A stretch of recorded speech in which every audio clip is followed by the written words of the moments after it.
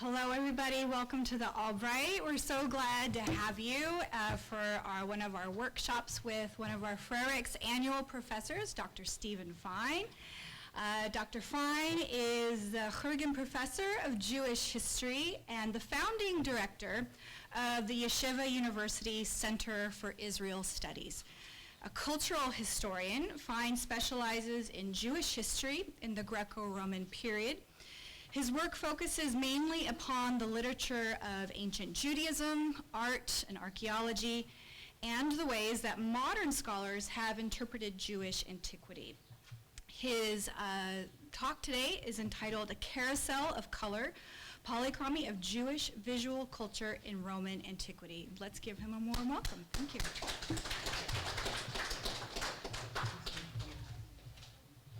Hi, everybody. This thing works, right? Oh, good. I was so tickled when I got an email in New York that I would be at the Albright and that I would have a position named for Ernie Frerichs, who I didn't know well, but was one of the good guys of biblical studies, whom I met here when Cy was the director and I was a beginning graduate student a whole long time ago. Yeah, like 30 years ago, which is really an amazing thing. Now, so let me make sure I get this right. Before I begin, though, we're live streaming, and I want to mention a friend who just died. This is my friend, Rabbi Ozer Glickman, who was one of the good guys of Yeshiva University, and one of the really profound scholars of our time and of our institution, who died 2 days ago. And that's a bad thing. He's speaking here at a conference in memory of Yitzhak Rabin on the 20th anniversary of his death at our school. And these small remarks for all those people who are listening back home are for him. Let's go back to our title. Polychromy is a subject that we didn't think much about not too long ago. Color is new. But it's not so new, as we'll see in a moment. After all, many of us grew up with something that looked like that, right? Sunday afternoons, about 7:30 in the evening, Walt Disney's Wonderful World of Color, and everybody who's in my age group is shaking their heads because that's what we used to watch, where they'd go on and they'd sing, "The world is a carousel of color." Now, everyone when I was a kid had black and white televisions, and here's Walt Disney telling me that the world is colorful. By the time the series went off, of course, everybody had color TVs. So it was an advertisement. But it was that transition from black and white to color television, that transition from Dorothy in sepia to Dorothy in Technicolor in the Land of Oz, that a whole generation experienced, and there are people even younger than me who grew up here where that happened only in the 70s, late 70s, early 80s. That transition, that's so astonishing because we now know that in the era of black and white television, people reported dreaming in black and white. Isn't that amazing? People dreamt, they perceived in black and white. And so color, it's not surprising, would be a subject that people who are from that moment of transition, who used to see and dream and think in black and white, poof. This program is brought to you in living color on NBC. A different world. And so the transition, the carousel of color, as I called it, was really an important moment, and it's not surprising that it's people in my age group who began to look and see and think about color as a subject. Now, we have to realize that black and white are good colors, and that purple and brown and orange and all those other things are not serious colors. That's why lawyers in New York wear black and blue and brown, right? If you watch a train going into Manhattan, they all look alike in black and blue and brown. And they all have gray cars, white cars, and brown cars. And, well, we're the only ones in our neighborhood who have a bright blue car, right? We call it Blueberry. Because I got so tired in a place where it's so cloudy of seeing so much dark, so much gray. Because as you know, gray and brown and black are serious colors. Look at Tel Aviv, the white city. Why is it a white city? Because in the world of the Bauhaus, white was pure and good and clean, right? So was black. In fact, I once met a cab driver in New York, the Sikh guy, right? And the Sikh guy had a turban, and his turban was black. And I thought to myself, that's strange. So I asked him, because he was a nice man, why do you have a black turban? Does your father have a black turban? He said, no. I said, what color is your father's turban? He said, orange and white. Different days, right? Great. So why do you have a black one? He said, well, we found out in America that the priests wear black and the rabbis wear black, and it's not serious if you don't wear black. And so they all got black turbans, right? So this white stuff created a cultural predilection against color. And it was part of the modernist turn, to the point that scholars have started calling the dislike of bright colors chromophobia. Now, when I started doing color, we did some work, as you'll see, at the Arch of Titus, and somebody wrote an article as soon as we started and said, how dare they take away my black and white Rome? It's astonishing. So I found all of this at the National Museum in Istanbul, looking at this, one of many, sarcophagus of Alexandria. When Leah and I were there, we saw this object up above, which you can see it has a lot of color on it, but scholars were so unaware of color that when a major Israeli inscription was found, the archaeologist told me that there was some red stuff on it, he didn't know what it was, and he wiped it off. He didn't wipe much off, you can go to the museum and see it, but that's a different question. Why didn't they see it? Because we all lived on black and white photographs, and the only people who saw real artifacts were the people in the museums, and it was museum curators in Germany who started this scholarship, because they were walking into their archives, into the collections, and saying, oh, look, there's some red over there, there's some brown over there, and they were the only ones who paid attention, because scholars, God bless them, were using photographs in black and white and not seeing the colors, since they had a predilection toward the purity and the goodness of color. You know, women in 19th century France would put on these huge stockings that were pure white over their skin so that they could look like Greek statues. Pure white and good. And well, this group from Germany, from Munich, made a cast and colorized the very same artifact based upon the colors that they found. Now, let me point out a couple of things about these colors. They're awfully bright, aren't they? But remember, the day after it was painted, they would start fading. Number two, they painted a kind of plaster, and that's different from painting marble. So with those two provisos, we can take this thing and give it a whole lot more credit. They found this artifact and started playing, and so we saw that in Istanbul. Then I started seeing exhibitions all over the world of bunte Götter, colorful gods, where you can see, for example, if you see this nice archaic sculpture with a nice little smile. Remember in graduate school they told you these nice little smiles? That's what tells you that it's archaic Greek, and isn't it nice? Well, she looks like a real person when she's painted. In other words, the thing that we focused on was because we weren't focusing on the colored object, but we were focusing on the object after it had lost its pigment. And so it changes our perceptions in really radical ways. And so these artifacts found their way, these exhibitions found their way all over the world, until my friend Peter Schertz at the Virginia Museum and Bernie Frischer of the University of Virginia decided that they were going to test Mr. Caligula. There are only two Caligulas in the world. You can say hello to him, but not too close. He's not a nice person.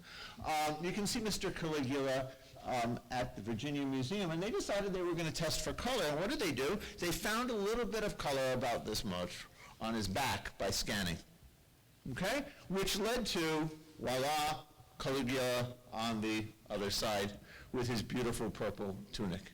Now, they could have made him with a white tunic with purple stripes, and they're not clear what it should be, but the best thing about computerized reconstructions is you can change them within seconds.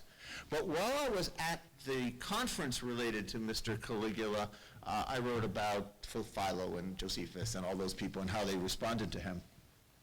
I looked at the team and said, don't you think we could do this to the Arch of Titus? Sort of throwing these things out. I do that sometimes. Wouldn't like my dream thing be nice if it happened?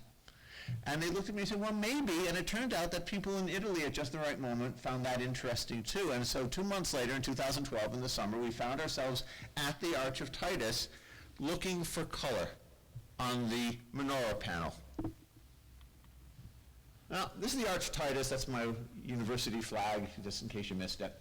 As it was reconstructed in 1824, it looked more like this before 1824. Up above is what it might have looked like originally. Right, built by Domitian, finished around 81, 82. Really famous for that. Now, Matt, you've got the thing going? I have all sorts of nice videos we're going to see. Now, our team decided that we were going to start playing with the color of this thing. Okay. Now, that's the panel, which it's going to go slowly and don't bother with the text. But the first thing we were able to do was colorize the things that were obvious, since we found yellow paint on the menorah through scanning, as you'll see in a moment. Heinrich Piening from Munich, you see that's a broomstick bringing his sensor up to the object.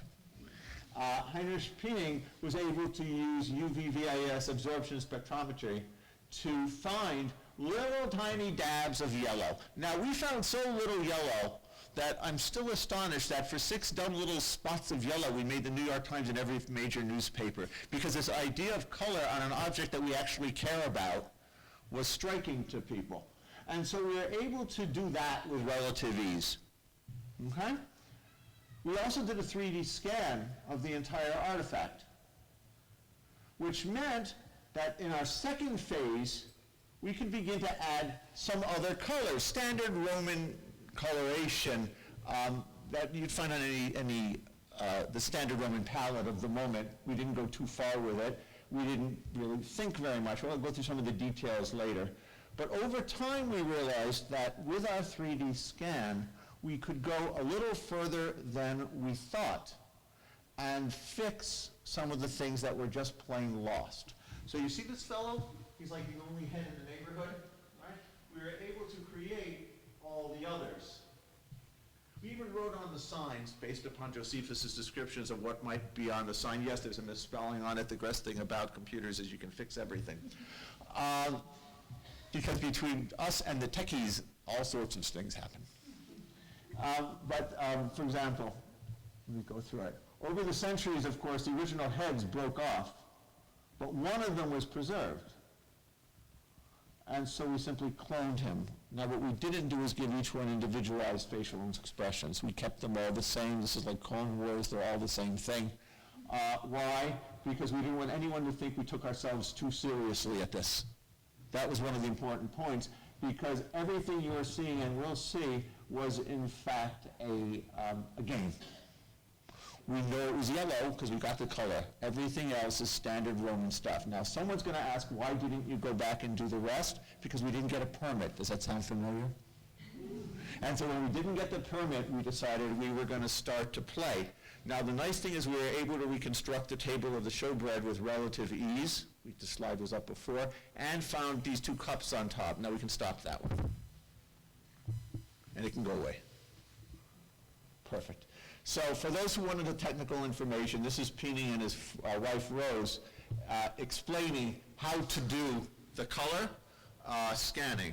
Now let me point out that I'm the academic who can explain it, but not the academic who can do it. And so let me tell you what he wrote for me to tell you, okay?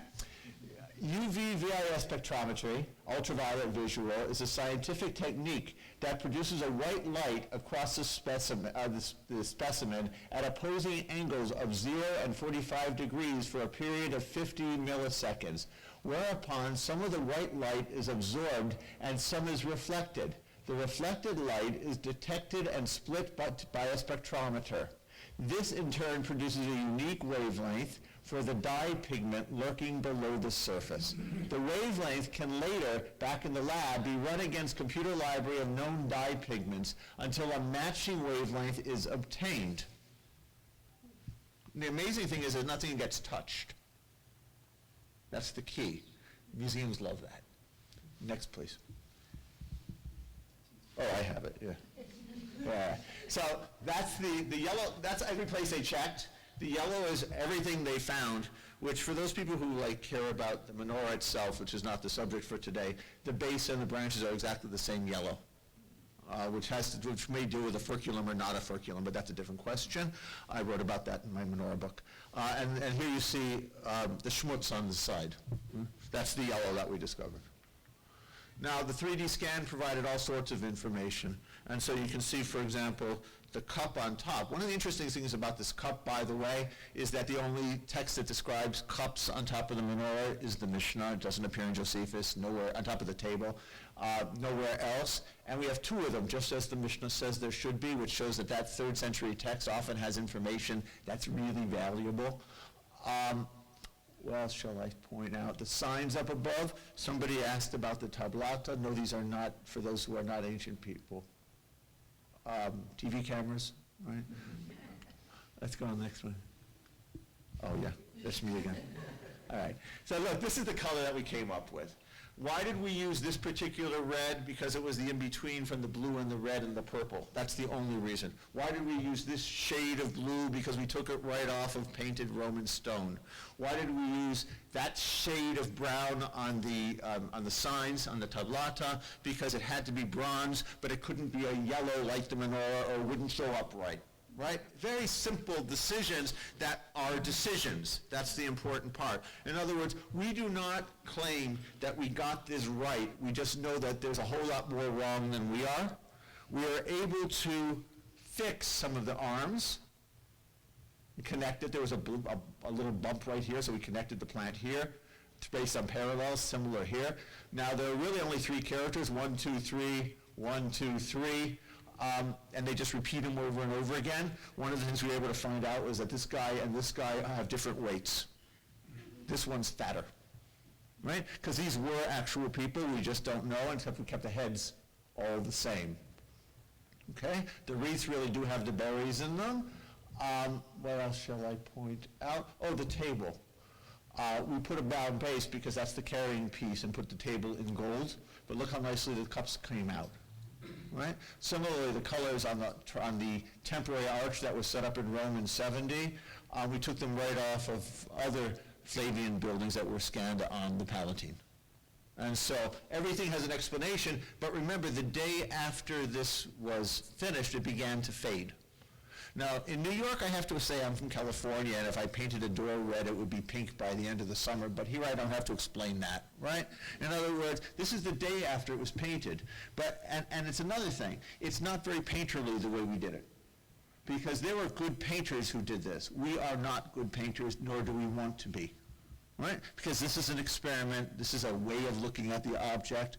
We don't claim to be correct, to the point that in the original version, we put a green base here, going up to the knees, because that's what you often find in wall paintings. And then we realized that that was a mistake, and we changed it to a basalt base. Now, I point out in antiquity, hardly anybody, if they weren't riding a chariot, would see these feet and the base anyway. But that was a decision. That was a calculated choice. Similarly, we found out something that we didn't know but seems to be the case. Romans weren't always that careful. This guy is an impossibility. But the evidence would take us nowhere but here, and we tried. Okay? And what we found out once we couldn't come any further to a better answer to what his legs should look like is that they did that a lot. Because no one expected a bunch of people to be sitting in a room 2,000 years later analyzing every detail. They expected you to ride by, say, good job, or oy vavoy, depending upon who you were, and continue. Now, next video. Now, you can watch this video. It's really fun, but we're not going to watch all of it. From our 3D scan, we made a 3D printout, which is now on exhibition in New York City, but I just want to show you pieces of it. This is the 3D printout which was carved by this lady. And this is the exhibition that's in New York now. It's called the Arch of Titus from Jerusalem to Rome and back. That's my son Kobe in the back.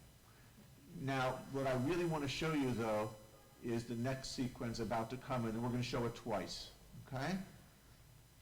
This is the reconstructed object coming out of the real object. And this is the colorized object where we were able to put in some of the painterliness that I was speaking of before.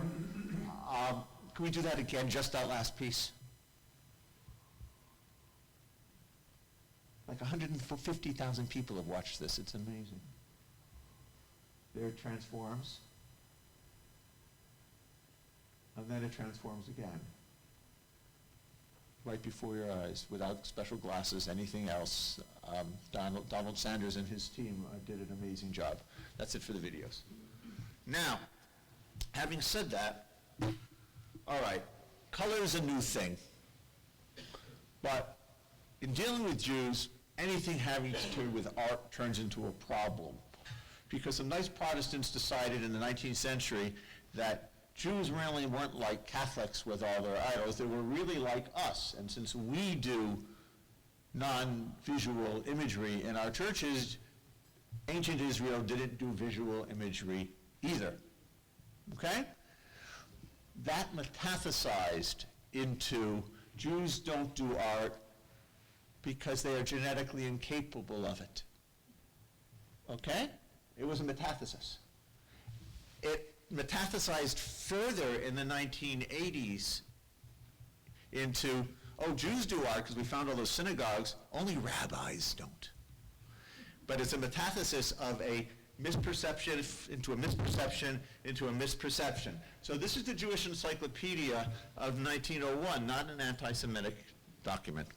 But this German Protestant scholar, who was a great scholar, explained to us here that the reason that Jews don't do visual things is because they can't, for the same reason to which is to be added a defective sense of color, prevented any development of painting. Notice he quotes an article by Franz Delitzsch called Iris, right?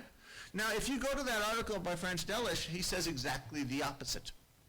He says explicitly in his article that Jews are very good at color. After all, those folks who live across the road in Mea Shearim study in their yeshivot very often the practical laws of determining whether menstrual blood is defiling from a Jewish legal standpoint or not. And anybody who can tell those different shades of browns and blacks and reds apart cannot be anything but sophisticated, which tells you how sophisticated Franz Delitzsch was in thinking about these questions. Or similarly, the difference between green and blue at dawn, right?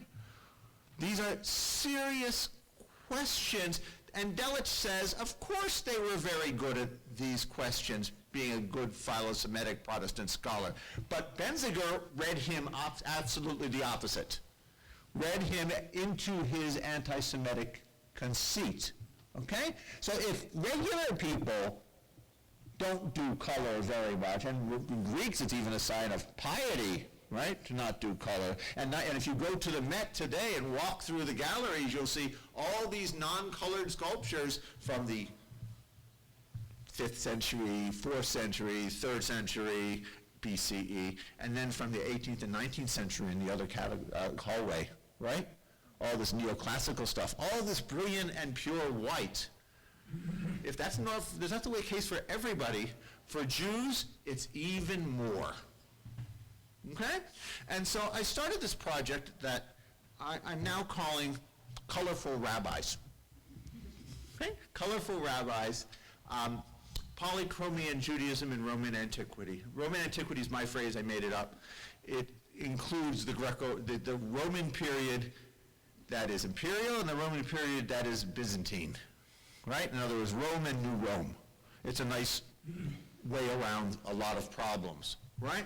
And so my project that I've actually been working on here, because my project on Titus ended about 2 days before I got on a plane in January, is dealing with questions of late antique polychromy, which is a really understudied subject among Jews, among Christians, and among Samaritans, right? It's just understudied how people dealt with color, how they looked at color, how they thought about color. And so I wrote a book, a short article called Menorahs in Color. I figured if they called it Gods in Color, I should call it Menorahs in Color. And I published it in my journal, in Images, a journal of Jewish art and visual culture. You can read it if you want. It's a few years ago. Where I dealt with the oddities and the complexities and what's really interesting about this problem of polychromy, first in the general context, and then in dealing with this minority group in the Roman world. Okay, so I have the thing. Okay. Now, take a look at this. This is a tombstone, right? It's from, where is it from? Galicia? Yeah. Where? It says somewhere from Rodom, right? In Eastern Europe, in the Ukraine. Take a look what Sam Gruber, who's a very good scholar, says about it. Because so much art was destroyed in the Holocaust, and because most of what was documented is known only in black and white images, we have inherited a skewed view of Jewish aesthetics. I point out that rabbis didn't wear black clothes very much in Eastern Europe. They looked like the Hasidim from Jerusalem in yellow or in red, just like in Fiddler on the Roof. This black clothing worn by Orthodox rabbis in many, many cases is black, not just because priests wore black, but because they look at their ancestors in Eastern Europe in black and white. And so it affects contemporary garments. And so we look at the Holocaust and we think in black. And because most of what was documented is known only in black and white images, we have inherited a skewed view of Jewish aesthetics. The veil of memory, inevitably sober and dark because of the tragedy of the Holocaust, has dimmed much of the exuberant color of pre-Holocaust Jewish life. I thought that was clever, and you can push it all the way back to antiquity. Now, I was sitting in Cincinnati, Ohio, and I found a poem that was found in the Cairo Geniza, made famous repository from the 6th century CE, by a guy named Yanai. Now, Yanai wrote a poem that dealt with Leviticus, the very beginning, dealing with the making of the menorah in the chapter of Baalotcha. And there he describes what it was like. And he describes, based upon rabbinic tradition, what this lampstand was like. And this is what he says. It's much nicer in Hebrew. Wait, let me show you. זהב אחד היה כמראה, ודמיון שלושה זהבים היה נראה, חרוץ ירוק היה זהב גביעים, אדום לכפתורים, לבן לפרחים. Right? It's very nice. Look what he said. One gold was in the vision that Moses was shown by God. The image of 3 different golds was seen. The calyxes were formed in green gold, the bulbs in red, and flowers in white. And I read this poem, and I had no idea what he was talking about, because we all know that menorahs are yellow. And I couldn't figure out how you would create red and green and white menorah parts of an object that had to be 100% one piece. And since it was 11 o'clock at night, I looked for the only metal museum in the world that was open, and it was in Tokyo. So I sent the guy an email, and I said, hello, can you tell me how this would work? And he wrote back and said, well, there's a papyrus that was found in Egypt that tells how to put a patina on gold. Maybe that's what it's talking about. But he said, you know, gold has to have something else mixed with it, so it can be copper or it can be silver. You know, we all know about different kinds of gold and silver to this very day. Maybe that's what it's talking about. And go to the library at your university in the science department, and they will give you this article about this piece of papyrus and say hello to the guy there who he knew. So that's what I did, and I found myself thinking and imagining about this rock. This is a rock, you can go see it at the Israel Museum. It was found near Tiberias in 1924 by a fellow named Racham Shlush, the first Jewish archaeologist. But what's cool about this stone is, as you can see, it has this beautiful upper register. It has flowers. It has pomegranates. It has flowers, and it has pomegranates. And the only way it looks nice at the Israel Museum is that they overlight it. Right? And they used to overlight it in a gold tone. Okay, so it looked even better. Okay? Because it was not made to be seen like this. Now, when I realized that, everyone looked at me like I was out of my mind. Because Brinkmann had not yet begun publishing his scholarship, and none of us had gotten into this polychromy subject. Little did I know that I'd walked in where other people were treading. So there's my stone. And so I started looking for color. This is from Shivta. It's at the Rockefeller. It's faded a lot. It sits outside. But you can see it has all this nice color. So I thought maybe he'd look like that, right? Maybe I could add some, right? Or like this tombstone on the left from Soar, from southern Jordan on the Dead Sea. Or this inscription on the right from Rehov, which is near Bet Sha'an, from the synagogue, right? You'll see the nice little lozenges, nice shades of brown. Or this stone, which I was well aware of from Eshtemoa in southern, the south of Hebron, southern Judea, which has its original paint. Now, why no one thought that these things wouldn't be white is beyond me. The paint was sitting there right at the Rockefeller Museum in front of God and everybody, but no one thought, gee, I wonder what that paint means. Because, in fact, we now know that red paint is often not the end of the game. It's often just the base color before you add other stuff. Okay?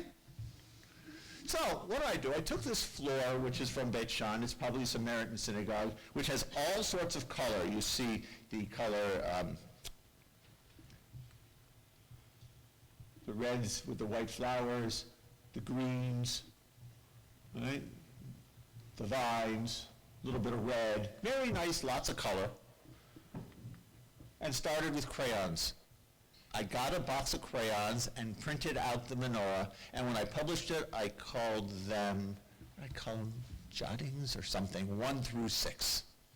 And so I sat with my crayons and started copying my mosaic and the other artifacts. In other words, do not take my coloring seriously, but my coloring is better than leaving it white. Okay? And since I have no more evidence, I'd rather color and leave it at that than guess. Huh? Then I did it the other way, right? It was reverse and positive. And I added a vine up above that would look sort of like this vine, just for fun. See what happens. Well, then I got a little bit more brave. So these are tombstones again from Soar, Christian tombstones this time, which have lots of nice green and blue and red and white. So you know what happened, right? And you see the green here. So why not? Now, maybe I'm right, probably wrong, but better than leaving it empty. And that was the experiment. Then there's these wonderful stones from Hisham's palace. Anybody who's my Facebook friends knows that I was there like last week taking these pictures. Right? Then there's these wonderful stones from Hisham's palace in Jericho, right? Which have surely faded as long as they've been there. Right, Both, do you remember them being brighter when you were younger? Because you were there your whole life. Have they faded a little bit? What do you think? Yeah, I would guess. Yeah. But don't worry, my camera, by the time I publish this, will fix it. Right? I made it bright, and I made it less bright. Right? Do I take myself seriously? Absolutely not. Just like I don't take myself seriously with Titus. Okay? But the point is made. What we're dealing with is an artifact that isn't as it was. Now we got a problem, and that is that dear Professor Schlusch, 1924, found this thing. There's a movie of it. It's a great thing. And he describes how he and his workers picked up the stone, went down to the Sea of Galilee, right next to it, and washed it. So I went to the Israel Museum to look at the stone, because every time I wrote them a letter and said, has anybody looked at the stone lately? They said, oh yeah, it's real clean. I didn't believe them. It's real clean. Somebody really scrubbed it, but that doesn't mean there might not be some color hiding there. Why? For God's sakes, it's on the Arch of Titus, and you know how many times it's been cleaned? And the Arch of Titus, it was found in the deepest cracks. Because as you know, when you paint your house, I'm sure that there's another color under here, Matt, right? And if I went under here, I would find it way deep. Don't touch the wall, right? Good. Right? And so little bits of color are left in the cracks. So you never know what this thing could yield on the day that we go in without touching it and look, which I hope will be soon. Now, let's go back to my poem, because then, if you're going to do it, I bought a bottle of T-Pex, a little white paint. And it turned out that way. In fact, I made a version that I don't have a slide of that had an inscription on top. And of course, what did I write in the inscription? If you look at my article, you'll see. I took it off of a ancient inscription that said, Ana Shimon Halevi, that's me, Avad Hada Menarta. I, Shimon the Levite, made this lampstand. So anybody who reads the article will know it's me who's been playing with paint in order to begin to make sense of what it looked like. All of a sudden, the poem begins to make sense. One gold was as in the vision. The image of 3 different golds was seen. The calyxes were formed in green gold, the bulbs in red, and the flowers in white.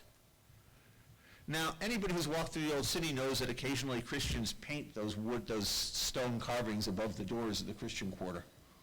That's what we're dealing with. We're dealing with ancient synagogues that were not lacking in color. This is a medieval manuscript. It's at the Israel Museum. It's from the 14th century. Why am I showing it to you? Because the scribe who painted this, or the artist who painted this manuscript, had a text much like mine and made much the same decisions that I did. Now, I didn't know that when I didn't know this when I did it, right? I didn't know about this manuscript because who knew about color, who paid attention? Over time, it's just come to life. But then, Betsy Bowman, who teaches now at the Case Western Reserve, was in the process of publishing the White Chapel in Sohag.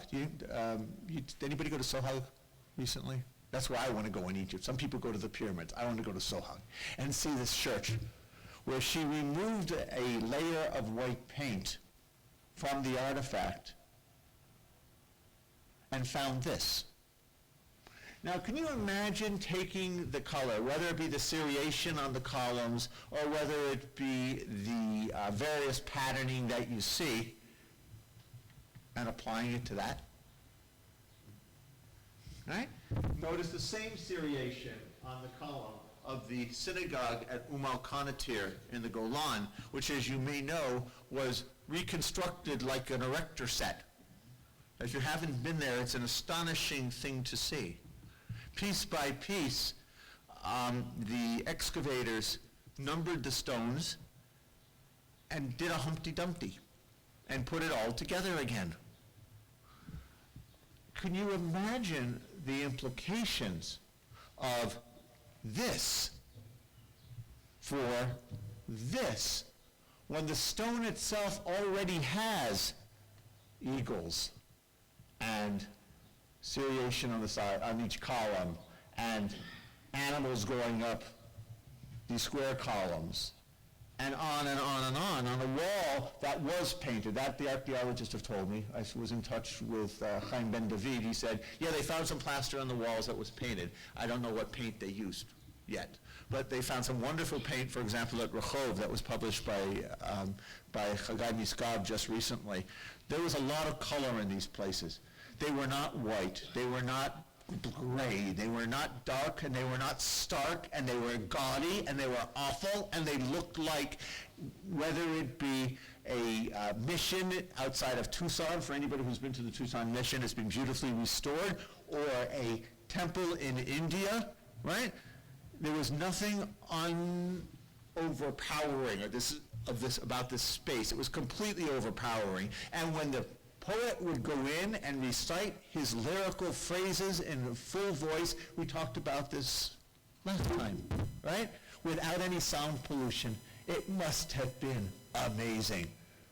Down to the point that there were wonderful poems that whether they talk about the menorah or whether they talk about the animals moving on Solomon's throne, you could see someone standing here, over here somewhere, saying these things with the lights in the room shimmering because of the olive oil lamps that were hanging from the ceilings, and the animals looking like they're moving and the shadows looking as if the thing is alive.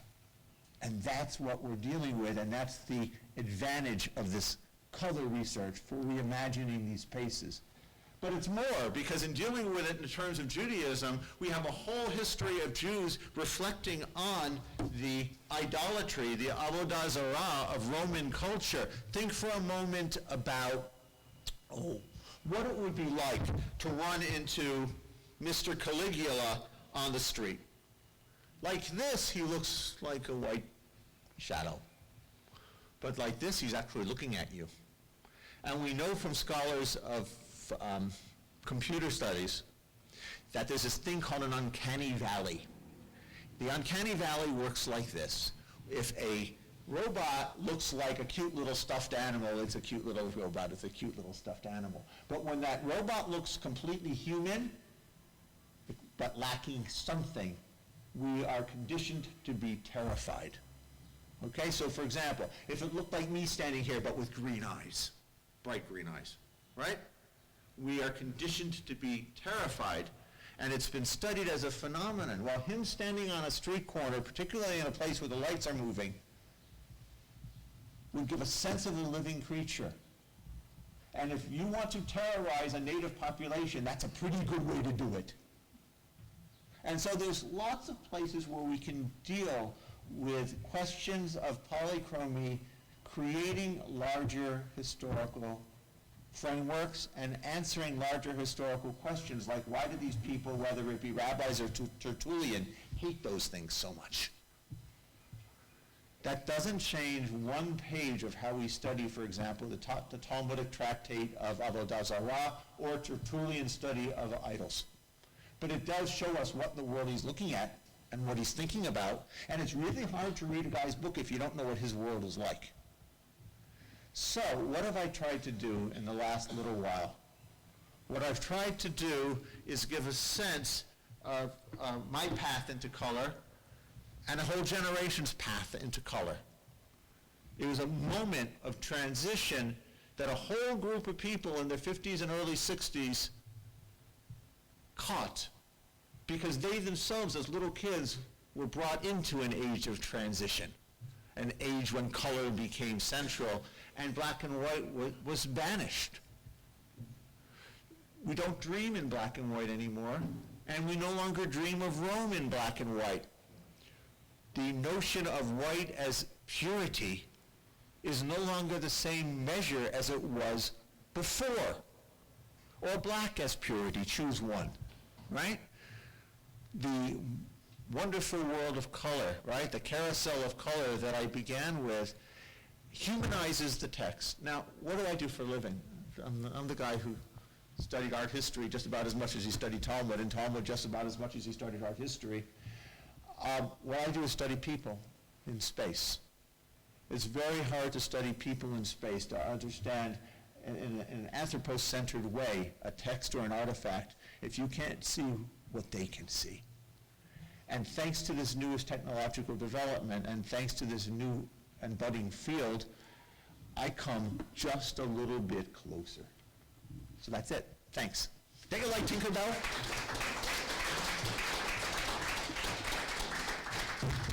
Please. Oh. You're in the mic guy. Who is question?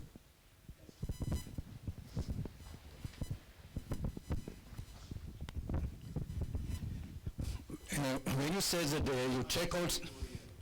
What? I'm Yossi Garfinkel. I'm wondering about the base of the menorah, because you checked it and you said that it's also yellowish. But this base is a reconstruction from the Renaissance time. It's not originally. And indeed, yes, there are drawing of the Titus Arch from the medieval ages or early Renaissance, and it says tripod, like the manuscript you saw us from the medieval ages. I'm not... We have drawings going back to the 16th century. So the question is, well, as far as... But let me go with you one step further. Rabbis in this country, starting with Ralph Herzog, but going back as far as Moses Mendelssohn, hated the base.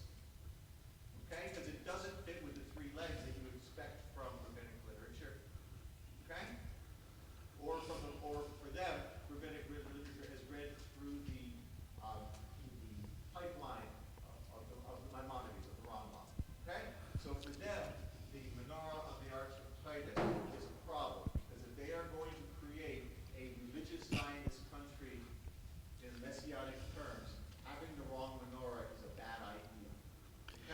look, if the arch was renovated from time to time, maybe the colors that you are examining are not the original colors.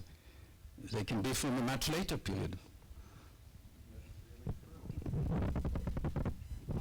That's completely true, except that we have very little color, and it wasn't repainted in the Middle Ages, as far as anybody knows. And, you know, we even thought that possibly there was gold there and they took it off and added yellow. It's absolutely possible, except there's no evidence of gold being there, and you would expect there to be a little in the cracks. And so I'm very fortunate that I do the Roman period and not the biblical period, and so I can't make things up. Because I can't make up stories that I can't prove. In the Roman period, I actually have evidence. And I have an object that has looked like this for 2,000 years and has a little bit of yellow in it that we are able to compare through spectrographic analysis to stuff that we know from other Roman sites, and it's the same numbers. It comes out the same. Now, as far as the shape of the base, yes, there is a debate whether the base there is a furculum, whether it's an addition that's a carrying object, or whether it's not. The people who push the furculum are the people who care about it not being that kind of base. The people who don't push the furculum don't. In fact, there is a correspondence between Maximilian Kohn, who was a student of Sukenik, and Maximilian Kohn believed thoroughly that this was the original base, and he was a very good scholar. And Rav Herzog and he entered into a correspondence. And in that correspondence, Herzog, who's also a very fine scholar, said, you know, I know that you're right, it could be this, but it's not what I want for our state. And that's the basis of 5 articles that I can show you the seriation of when they were written, either right after 1949 or right after 1967, because those are the times people cared about this stuff, that this becomes an issue. But I've got to tell you, if this was Inca and not Jewish, this wouldn't have been a conversation. It would have been the thing that's on the Roman artifact. So, no, if you'd like, I'd be happy to share with you my book, The Menorah, from, what do I call it? From the Bible to Modern Israel, where I have a whole chapter on this exact question of the furculum. But remember, Professor Fanner, who did a wonderful book on the arch and went through every stone and went through every scratch and did that wonderful kind of German stuff that he did in the 1980s, didn't say what you said, and I'll stay with Fanner, because he's the classicist.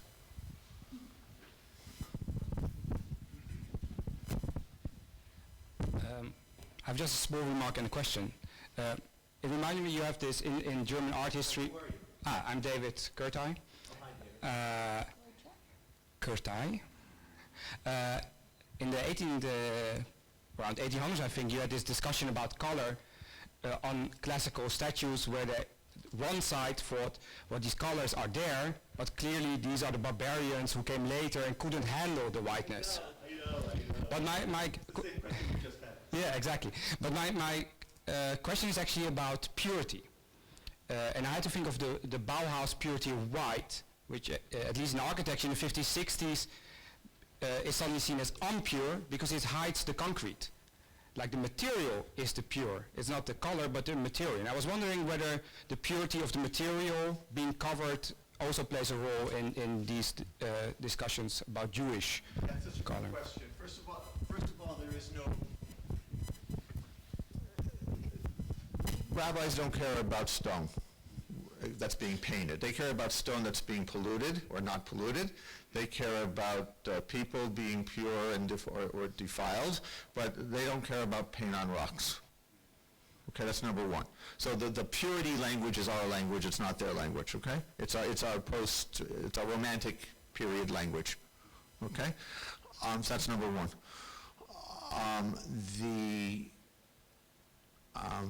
Could you, wait, stop, I just lost it. Could you go back to the other half of the question? I just lost it.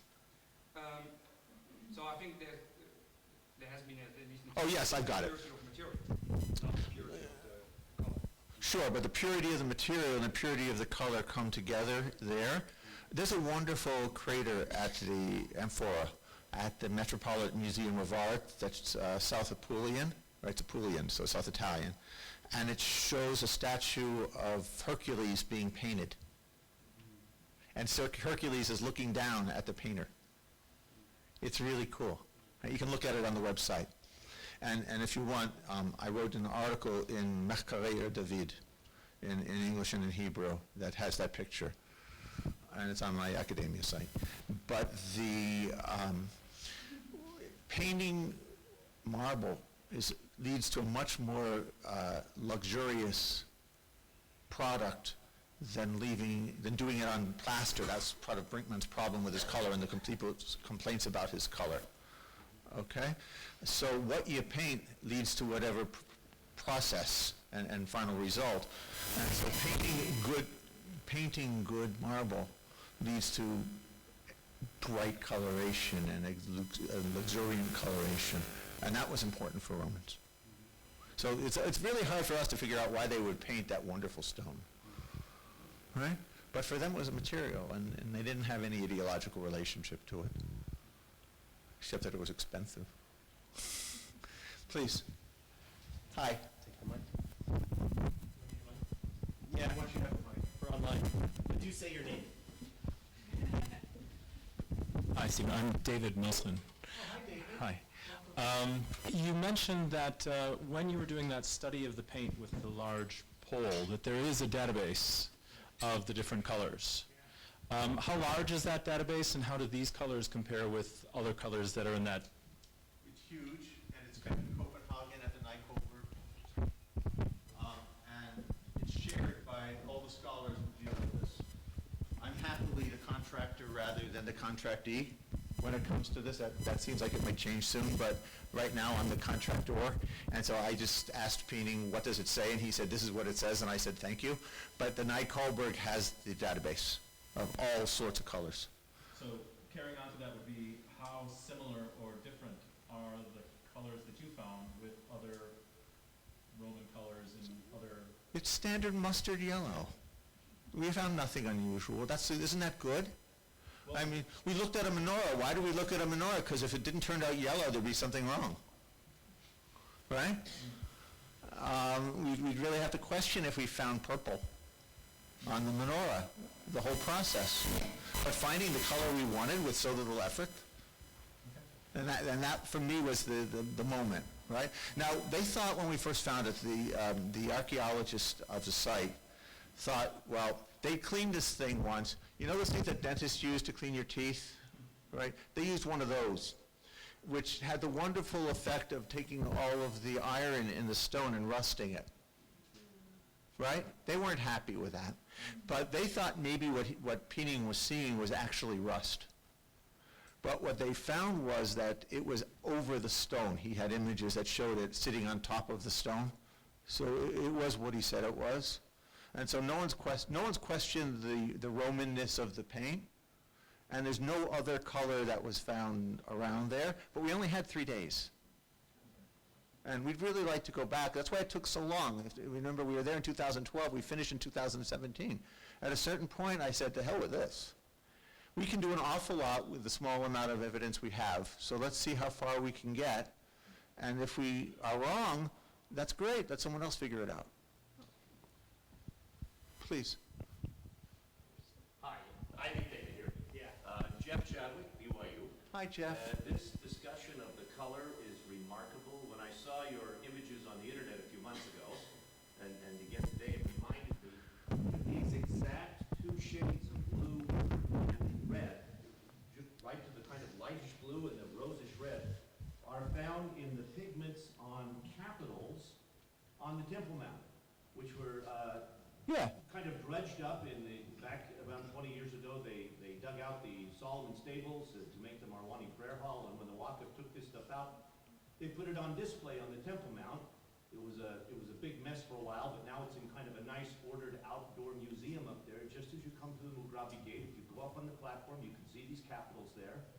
They're from different periods, but the oldest ones, the Corinthian capitals, have small flecks of paint, and in some cases a little gold leaf, but the blues and the reds are exactly these two colors, which addresses, I think, the former question, that these, going back into antiquity, seem to be standard colors. Mazar knew that. Yeah, and she painted it in her books. That's right. When Mazar had it put in the books by Blanche, whatever her name was, somebody will know.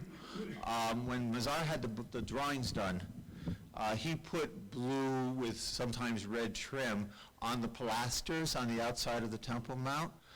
And that was a hint for me, so I went looking because, as you know, Mazar was a great scholar, and he's not going to just put that kacha. It was very colorful, and Eilat Mazar then displays it in that kind of color in her reconstructions in her books too. Sure, but that comes from her.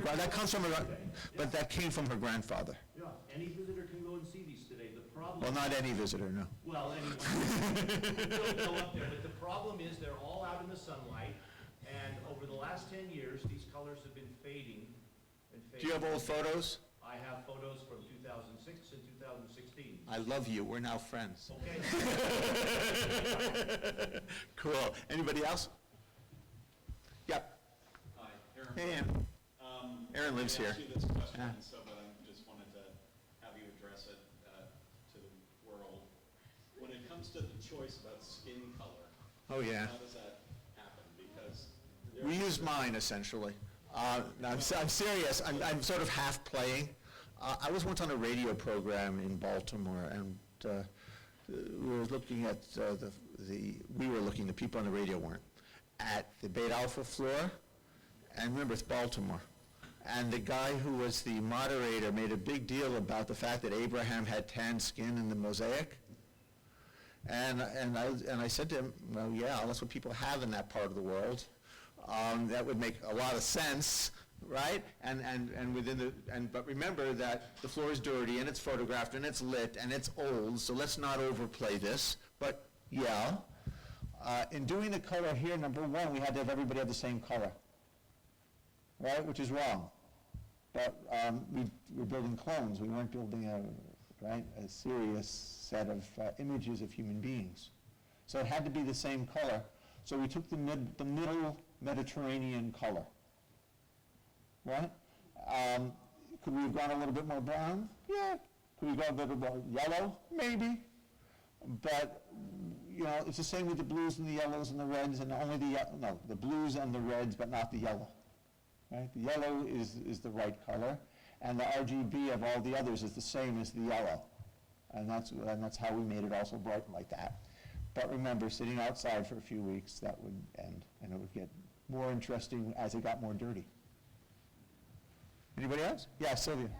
That's Sylvia Herskovich. She was the founding director of the Yeshiva University Museum. Go on, Sylvia. Is there any correlation with the colors that the Egyptians used, which are still very vibrant today? There are other people who know things about Egyptians. I don't.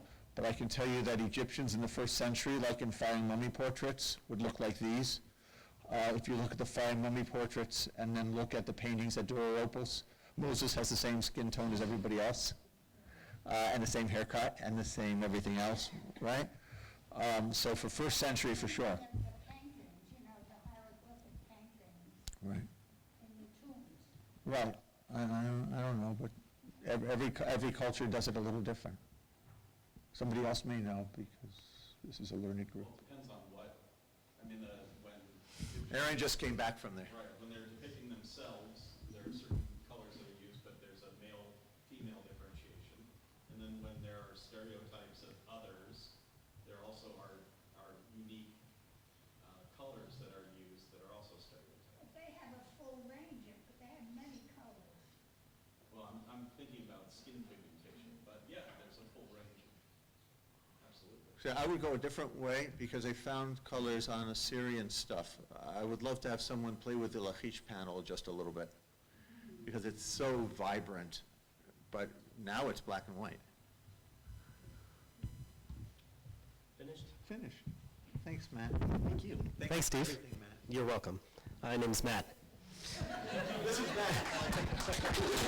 Good. Thanks, Steve.